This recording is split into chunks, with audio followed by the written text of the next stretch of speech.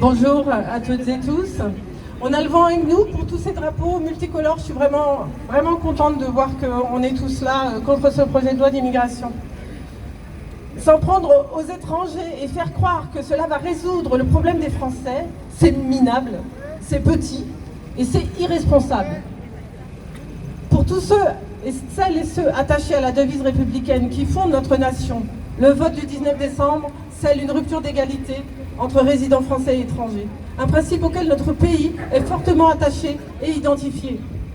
Chercheurs, historiens, syndicats, avocats ou associations n'ont cessé d'alerter sur cette rupture d'égalité qui résulte notamment de la fixation de quotas migratoires, l'imposition de cautions pour les étudiants étrangers et dans la distinction de l'octroi des prestations sociales.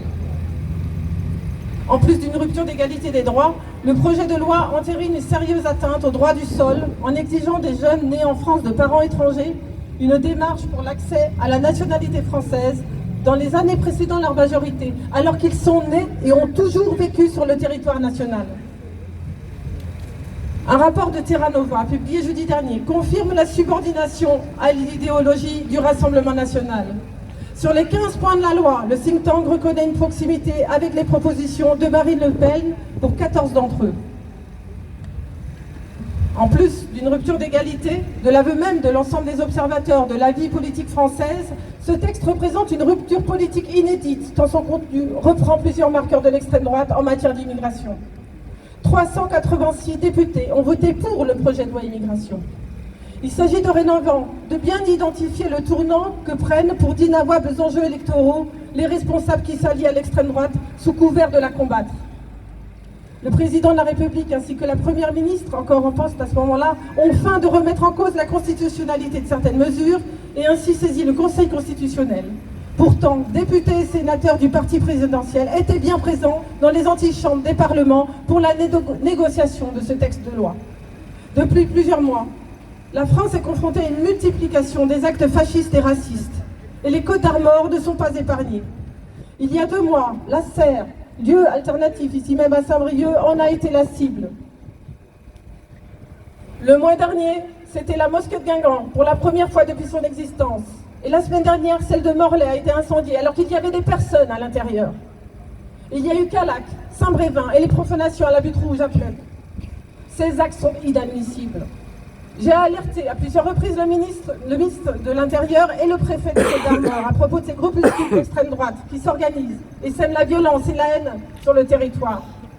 Mais nous avons pu constater que Darmanin s'attache plus à réprimer la contestation des militants écologistes, les soi-disant éco-terroristes et les syndicalistes, et à laisser défiler librement les néo-nazis comme à Paris en mai dernier.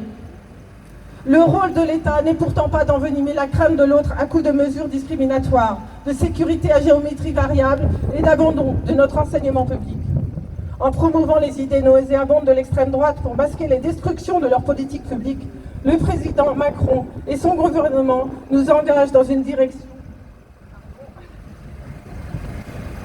très dangereuse. Il serait avisé de reconnaître enfin la richesse humaine et économique que l'immigration nous apporte et doivent répondre des principes constitutionnels de notre pays en matière de protection et d'accueil. Car ce n'est pas une crise de l'immigration à laquelle nous devons faire face, mais à une crise de l'accueil. Et je veux conclure sur la situation des praticiens étrangers. J'en ai parlé hier à Pontivy lors de la manifestation pour l'hôpital. Ce projet de loi met en difficulté de nombreux praticiens, les PADU, praticiens hors Union européenne, qui après avoir exercé plusieurs années en France se retrouvent sans poste car ils n'ont pas eu leur concours. Quand on travaille entre 50 et 70 heures par semaine, on peut comprendre la difficulté de préparer un concours. Et certains de ces praticiens se retrouvent avec une OQTF, une obligation de quitter le territoire français. Quelle ignominie! Voyez où nous en sommes et l'urgence que nous avons à réagir. Les étrangers ne sont pas responsables de la situation désastreuse dans laquelle se trouve la France. C'est trop facile, c'est trop lâche de les prendre pour les boucs émissaires. Et cela ne résoudra en rien les problèmes de la misère, des services publics, ou par exemple des agriculteurs en ce moment en colère, et je les comprends.